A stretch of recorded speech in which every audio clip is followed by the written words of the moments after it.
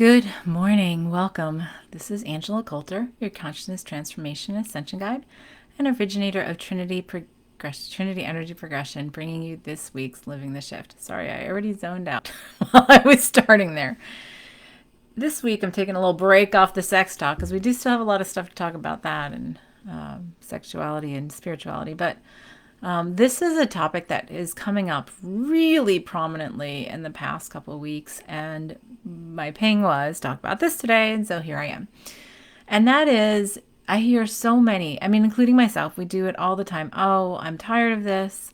I want change. I want, I'm tired of having this whatever in my life.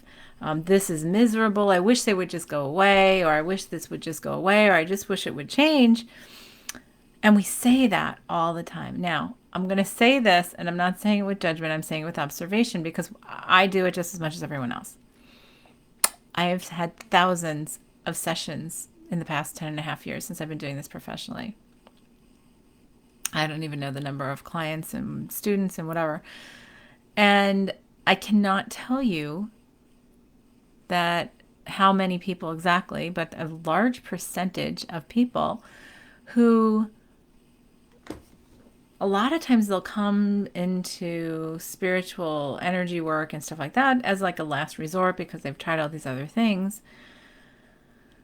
And often, as part of my intuitive ability that I have, focused on and nurtured for 12 and a half years or whatever, I can see the whole picture. Like I can see the whole picture and I can see what it is. And it's always easier, by the way, always easier as an objective third party versus when you're looking in the mirror. Because I can tell anyone that I'm working with, whatever, what I see is there for change and whatever. And sometimes I have the same thing in my face. So here's the funny thing. When I have things that I'm puzzling on and I'm like, oh, okay, yeah, I have to put this on the shelf because I'm not getting an answer. I'm not getting clarity. I will have clients, students, friends, people I talk to will come in front of me and they will all have the same thing presented in a different way so that I start to see it from a different perspective. And I can look at it in somebody else as an objective third party. And when I can do that, then it's like, oh, sometimes I can take all the stops off of mine because then I stop, giving myself rationalizations and excuses and everything else. The point is, we have gotten to a place where we enjoy our victimhood to things that limit us, right? And we have become more comfortable with the things, the evil we know versus the evil we don't kind of thing. Have you ever heard that kind of statement? So what happens is we get into these things, and I'll tell you, I can't tell you how, like I said, how many people I've seen that have had this, and I've done it myself, right? Complain. I want this to change. Except when they're handed the understanding of how to start making that change and how to, go through it to get to the other side. So many times, a large, vast majority of the amount of time, they're like, oh yeah, okay. But then they won't do it. And so, you got to ask, how come we really don't want the answer? How come we really don't want to change? How come we really don't want to have it easy? And, when we look at it from an expanded perspective, it's because we come here to have suffering and challenge and limitations and pain. And many have a hard time believing that. But part of the beauty of what we've created in this level of density are those sensations. So we have this extreme amount of pleasure that we've created. And yeah, it does sort of tie into the sexuality. Oh, look at that. I just tied it back in. We have this extreme potential to experience like this pleasure that we've created in the senses of the physical body. And we also at the same time have this incredible ability to feel pain. And somehow we have lost the designation of, or not even lost, we have just chosen to really explore them to their depths, right? And we tend to be many times more addicted to the pain than we are to pleasure, which is very odd, right? And I think part of it is, I'm not sure, pleasure My understanding is pleasure is excuse me, it comes to us because we limit ourselves so much in separation and density. And as we do that, we we forget what it's like to be in our natural state of wholeness and oneness, right? And so when we sorry, I just thought of a weird thing here.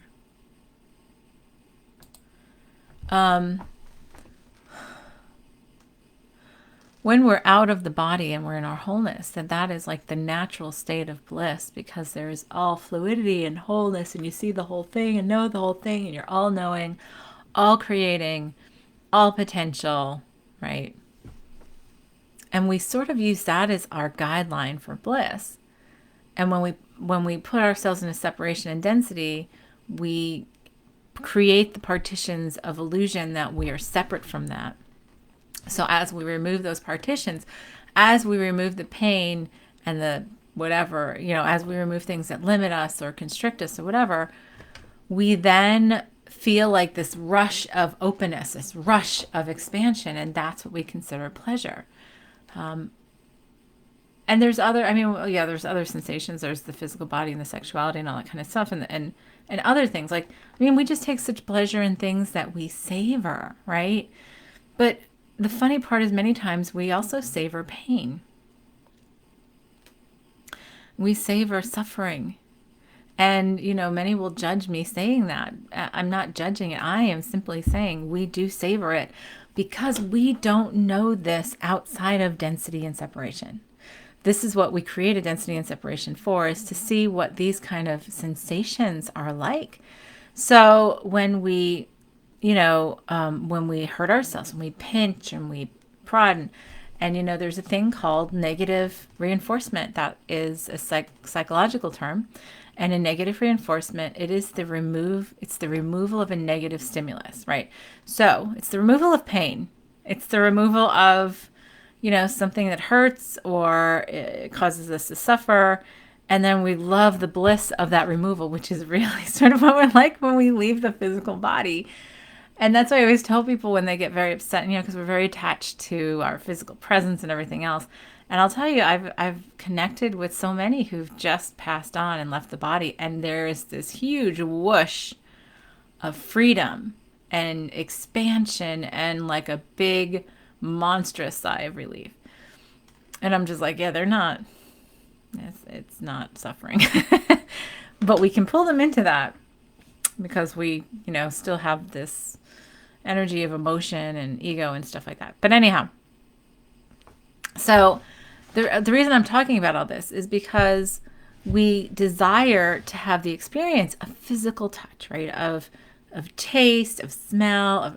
We also have this desire to have physical pain because we love that negative reinforcement. We love removing the density and the separation that causes us the perception of pain and have that relief, right? I'll never forget, and I'll even put this out. I'll never forget when I gave birth to my first child, right? Women have had children. You always run to that as like, that's your go-to for physical pain and endurance and, pushing, not like pushing through, but literally getting through it. But, I had been in labor for 22 hours. And then I finally said, I'm done. Give me an epidural, right? And they did. And I remember as that shot took hold, it was so incredible. I was in such bliss because it was the removal of that pain that I'd been having. And it was because I had what they'd call a non-productive labor. I was actually dilating. I was actually progressing, and the contractions were getting really, really intense and really close together and really long, but I hadn't been dilating, so they had to help me along with that. But anyhow, and so it was I was so tired, 22 hours. And then when they gave me that shot, I was and I remember going, oh my gosh, why did I not get this earlier? And I remember the doctor said to me, yeah, you might want to just take a little nap because you're tired. And I was like, yeah. And I remember thinking, There's a woman that was like screaming down the hall at that time, and I remember thinking, oh, she just needs one of these because this is bliss. Negative reinforcement. Totally. But the point is this. We complain. We have now got into the habit of complaining, of judging, of saying, oh, woe is me. We love the experience of victimhood to say this is out of my power. And we put that understanding that our reality is our creation on this, our reality is what we create, our creation. And we put that on the shelf to say, oh yeah, but that I couldn't have any control over. And look at, oh, I'm just in so much pain. I am so limited, blah, blah, blah. And so why do we do that? And typically it has to do with things that we hide underneath it. Because we say, oh, I hate this, and look at this. And we love to say, oh, well, look, I can't help this. I can't help the situation. I can't help this relationship. I can't help it, with this person or these people, or I have to do this, or I can't do that. These are all of these rules and rationalizations that we put around all of it. And then we say, well, I can't do anything about it. And when you give somebody, here's the thing. And so it's funny, is more often someone comes to a practitioner like me or whatever after they've tried a whole bunch of stuff, just because they want to be able to say they checked all the boxes. And I'm not saying, I'm not saying this with judgment. I'm saying this with knowledge and experience. We do it often to check all the boxes to say, oh, look, see, I tried everything and nothing worked. And see, I have to be a victim to this. A friend of mine who I adore, and it has been on the active spiritual path for, I think, 50 years now, 50-ish years. She came to me and had degenerative arthritis in her knees and was having a lot of issue. And she said, I know I've been to, she was all different kinds of alternative practitioners, all kinds of different things. And she wanted me to help her. And we did some sessions, and she goes, you know what? I know I can change this. I know I can change it without having to get the knee replacements. And she was just determined. She was like, I know I can change it without having to do it. And I'm so young, I don't want to have to go through this. And at some point I said to her, so if you try everything and you truly believe you can change it, then, the question to ask is, why haven't you changed it? Do you truly not want to change it?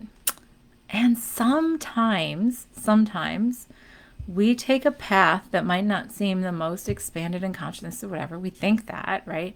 Sometimes we take that path because we believe that, we push ourselves to a certain path because we know that that's the only way we'll accept that in our egoic self. So in the case of my friend, she ended up going in and having the double knee replacement surgery. But the thing was, when she decided, I said, okay, so go ahead and now set it up to make it easy, to make it, successful, and that you'll be 100% afterwards, and that you will, recover very quickly, and just set all that up all around it. If that's where your guidance is to do it. Yeah, I know we get these judgments in there about oh, well, it's surgery, so therefore it's bad. And it's well, but if guidance says that's the way to take your path right now, that's the way to take our path right now, right? You can just set it up to be the most incredible, easy, productive and successful experience possible. And so she did that. Well, she discovered that part of it was because the universe has been trying to get her to change her path, change her direction in life for a while. And she kept on very conveniently saying, oh, no, this isn't convenient right now. This is how I want it. And this is why I'm talking about this, because of change, because we get these we do get messages about which direction to take all the time. And we ignore them if they're uncomfortable. If the ego says, well, that doesn't logically make sense, I'm going to sit here and go, oh, well, but, I'm going to wait till the kids get out of the house. I'm going to wait till this point. I'm going to wait till this year, or when I'm at this, have this much in the bank. And none of that matters. It's all part of the illusion. If guidance is do this now, the more we trust, the more it comes together in a really usually really fun and unexpected way. But anyhow, so what happened was my friend took the surgery. She had a great surgery. She recovered so quickly, and it was while she was laid up that I was guided to go over there and start doing meditations with her. And then because she couldn't do anything else, she was so laid up because of the double knee thing. She couldn't do anything but start listening to that guidance, and she completely changed her life and took the new direction. And now she looks back and says, I understand what that was for. So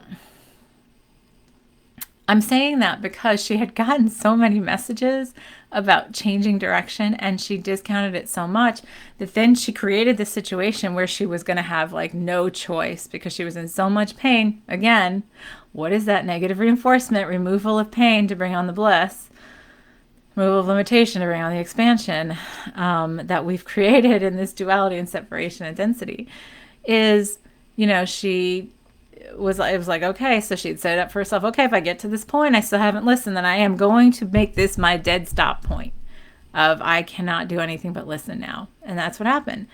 And so it was great because now she's got a completely different career and she loves it. Her life has been incredible in change and expansion and evolution because she allowed that thing to happen. Because she finally said, all right, fine. And you don't think that's guidance, but, she's like, well, I know for sure I can change all of this. But at some point, and so she's going to all like acupuncture and me and other kind of energy practitioners, and she's doing all kinds of practices, and she's going to, functional medicine doctors and chiropractors and everything else. And finally it was like, okay, guess what? Nothing worked. And so inevitably the only other thing I can think of right now is to go in to get the surgery. And then she found her path from there. So good morning, Michael. So the thing is that we get into this place, and she had been getting, and she says now that she looks back, I had been getting messages all those years, she said, and I just couldn't because she had been widowed. She had a son who was young, and so she was bringing him up as a single mom. And so in her mind, she's like, no, I have to have it this way for him. So this is too risky to take this jump, not knowing, not because the egoic mind doesn't say, okay, well, I'm just going to trust, even though I have no idea how this is going to happen. I mean, that tends to be not what we do. But here's the thing. As soon as we let go, it usually turns out eventually in ways better than we could ever imagine. So the key is to do it the first 5 times, right? The first 5 times you're asked to jump off a diving board, right? To just do it. And it'll start to edge its way up in our consciousness and like higher diving board, so to speak, so that you can start to trust, because it goes down to trusting what the guidance is over what the ego is saying. And that is one of our most challenging things, right? We put so much energy into ignoring guidance, ignoring change, because again, it goes back to that idea from the ego is the evil you know versus the evil you don't, because we think, well, the change is unknown, right? And therefore it could be worse. And the ego just sits there and goes, this is going to be worse if we change it. Like what could happen? And it starts going, well, this could happen and this could happen and this could be horrible and this could be horrible. And it's like, well, this could happen now and take it away from you. And then you're going to be forced to change, which is what happens more times than not. I have had clients that I've known or people that I've known for years who come in every once in a while and they'll go through a series of sessions. They start doing their work or they expand on their self-work, and things start going really well and a lot more smoothly because they start listening to their guidance and tuning in inside.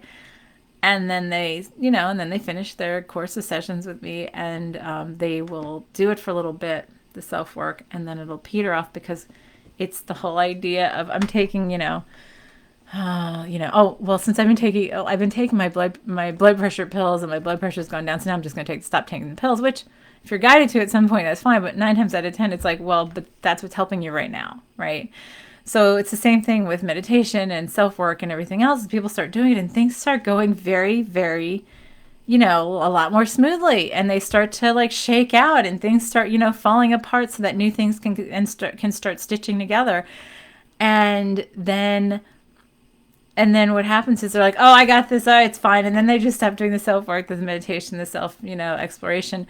And then, it'll float for a little while and then it crashes and then they come back again, 6 months, a year later, 2 years later even, And they're like in the same places where they started. And often, I mean, I know someone who had some very, very, very clear guidance like 5 years ago to make a big life change. And she was so scared to do it that she found all kinds of rationalizations as to why not to do it. And her understanding was that if I don't actually move and leave and change my life and then I was gonna she had this very interesting odd thing that she was gonna have be sick and So this was so over years, and it's like she dug her heels in. Nope, I'm gonna buy a house. I'm gonna get into a serious relationship. I'm gonna like put all these anchors in so that I stay here. Gave up the dream of what she had originally been thinking about, and started having some serious physical stuff, And then she's going, well, I just don't know what's the matter. I don't know what's the matter. And all the things that she had wanted to do from her heart are now like on the shelf. And she's like, I just don't have any energy for it because she's got all these other physical issues. So then she spends all this time in consciousness looking at the physical issues. And I'm like, but that's not the issue. The issue is you didn't listen to what your guidance was. And your guidance was that this was going to happen and it's happening. So now instead of saying, well, I was right. So maybe I should step back, shift gears and go, okay, so what's guidance today? Like maybe if I change direction today, like what would that look like now? And have an open heart and an open mind on that. But instead, it's 1,000 reasons why not to listen to guidance and why not to change direction and why not to do this. And, oh, well, now I'll just wait till I retire. And I'm just like, but what if you die like in 2 years, because you've had all these physical things come up. But that's what we do.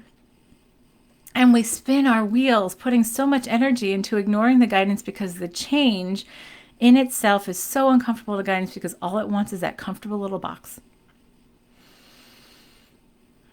And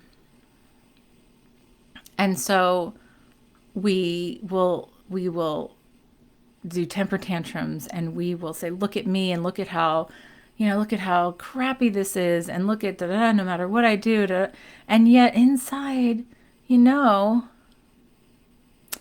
there's a change that you've been ignoring that would actually alleviate all of that you are conveniently choosing to ignore because it is inconvenient and uncomfortable. Right. Sarah says most want the symptoms to go away, not the cause. Exactly. Many come to me and just say they want, I mean, they don't say it in so many words, but they just want the magic pill, right? That's why so many people just love gleaming on to the new and shiny, pharmaceuticals that come out. And I'm not judging that, but it's like, well, because they're thinking in their mind literally that this is the magic pill, right? And instead of saying, okay, all right, this magic pill is great because it's alleviating my symptoms. So now I'm open and I'm not distracted by the symptoms so I can look at what's underneath it. They just stop at taking that magic pill because they're like, oh, well, now I feel better. Negative reinforcement, back to what I was talking about earlier in this show. So it's like, so we go through these cycles of negative reinforcement and it's almost like a drug high. Like, okay, whoa, look, I got the symptoms alleviated. But then, they come back. Oh, so now I get them alleviated again. Oh, but now they come back. And then we sort of get in this addiction cycle to that, right? Which can be feelings. And that's the same thing for like abusive relationships, addictions of all kinds. It's like, oh, we build up this resistance and friction. Oh, I'm going to leave. Oh, I'm going to change this. And then it's like going back. And then you leave and it's like a relief. And it's like we miss that suffering and then we like go back and it's just this really interesting cycle. So it's not to be judged. It's not to judge it. It's to say, and I hear everybody I know says, oh yeah, I'm ready for real change. I'm ready for real change. But when you start presenting them with ideas and considerations on what to change, then the responses are, oh, I can't do that because of this. Oh, no, I can't do that because of this. And the ego kicks in and says, oh, no. Because I want change, but I want it on my parameters of comfort, which means I don't want to change anything. And then that whole like definition of insanity is doing the same thing, expecting different results, right? So we do the same patterns over and over and over and over again. But then we expect to have different results in terms of our stuff. So Michael says it's the magic pill. If you think about it, once you get to the core, you get a bunch of magic pills for all the issues connected to the core, multiple layers, changing at all levels.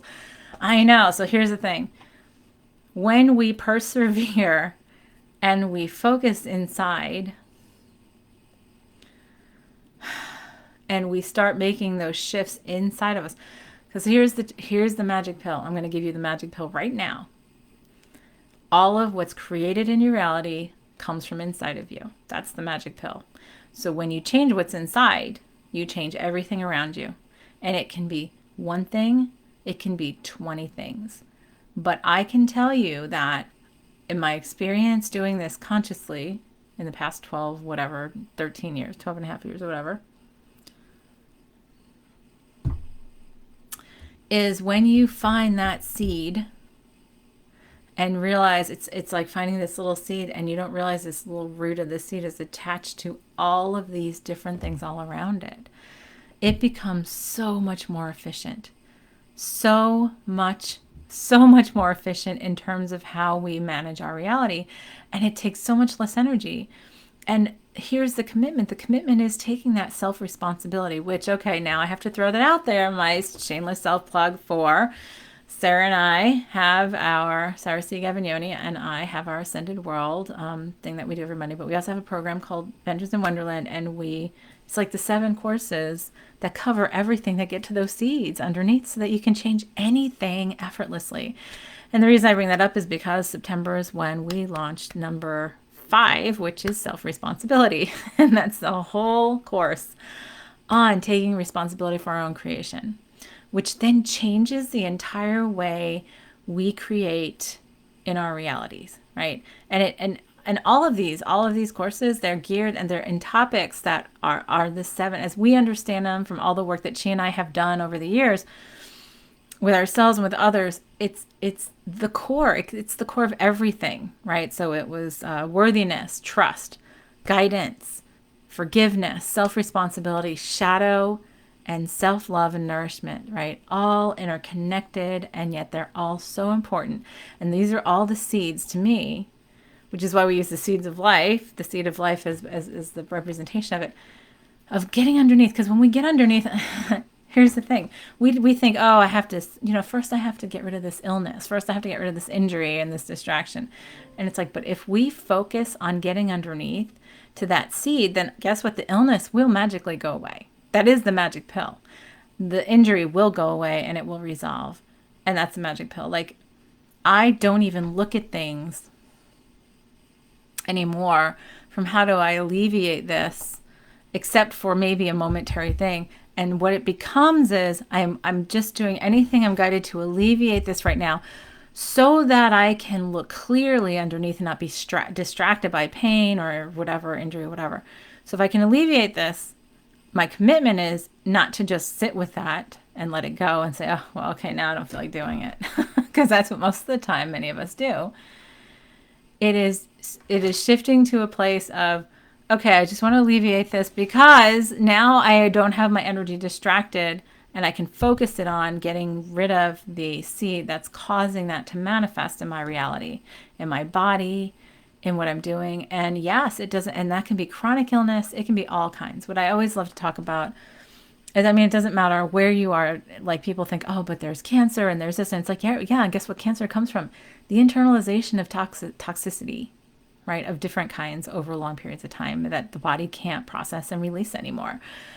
From an energetic standpoint, that's what we do. So when we commit to the seed, then guess what? We will never manifest, or we will alleviate and release all of that, or we will find the solution on what to do to get rid of it now, and with the commitment underneath it to shift what's underneath in the seed, then that will all disappear.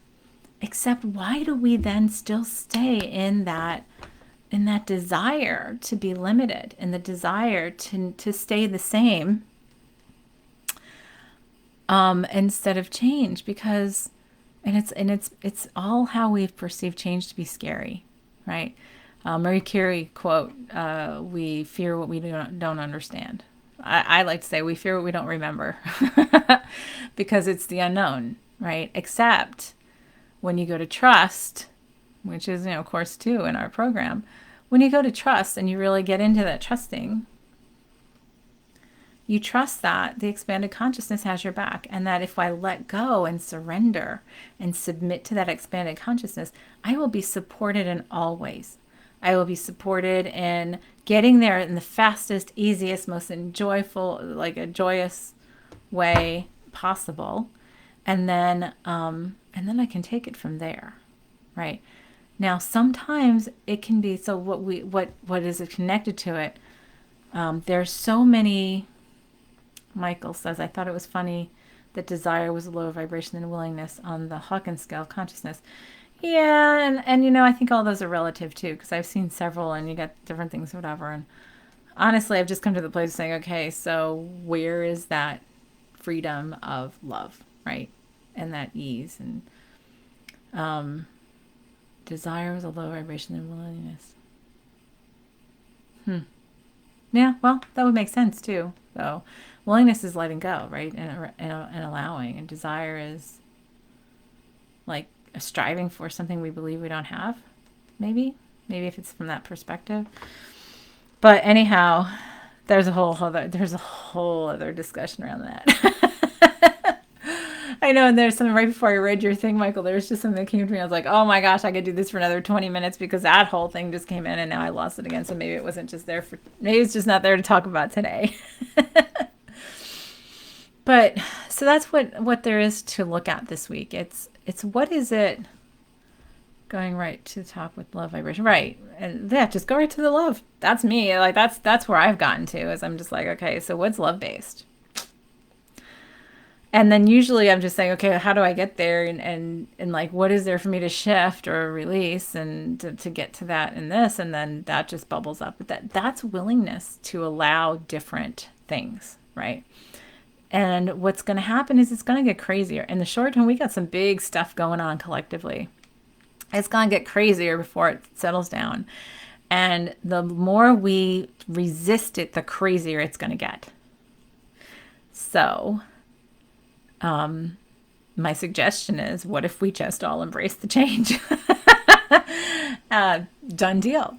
So that's something to look at. Is like, okay, so where in your life might you be like whining or complaining, oh, I can't change this, or this is horrible and I can't do anything about it, blah, blah, blah, and say, okay, what if I did allow this? And I've done this. I've actually done this and very successfully. Is there were some things I had some really deep rooted resistance to. And I finally said, okay, here's the thing to ask yourself, and it's something you can journal about or meditate about. What I was got to do is say, okay, so if I allowed this in my reality, if I allowed this possibility, what would it look like for me to be there, right? What would it require for me to be there? Because often that is a fast track to bringing up the stuff it's causing you to limit yourself, to prevent yourself from getting there. So, and I found this to be really effective, and it can be a little bit daunting if you allow it to come up in meditation, because I had that happen. It was like, whoa, crazy 5 minutes there, 10 minutes. If I allow this, if I open my heart to allow this, what would that look like? Like, what would there be to change and shift within me so that I would allow it? So that would be something to really play with this week. Is if you have things in your life that you are looking to change and you feel like you're hitting a brick wall after brick wall, and you said, okay, so what if I allowed this to actually be my reality? What would that require? What would that require me to do and shift right now? And if I leave my heart open to doing that, then let me just do it. And it could be uncomfortable. And the thing is, we avoid that discomfort. But the thing is, I would rather be a little uncomfortable now than massively in pain later, right? Because I have actually really become connected to that blissful freedom of release, right? That negative reinforcement of, okay, let's let go of all this stuff. Because the more we let go, the more crazy awesome everything is. So I'm going to leave you on that. Thanks for joining me. Take a look at all that this week, and we'll see you next week. This is Angela Coulter signing off with this week's Living the Shift. Have a good one.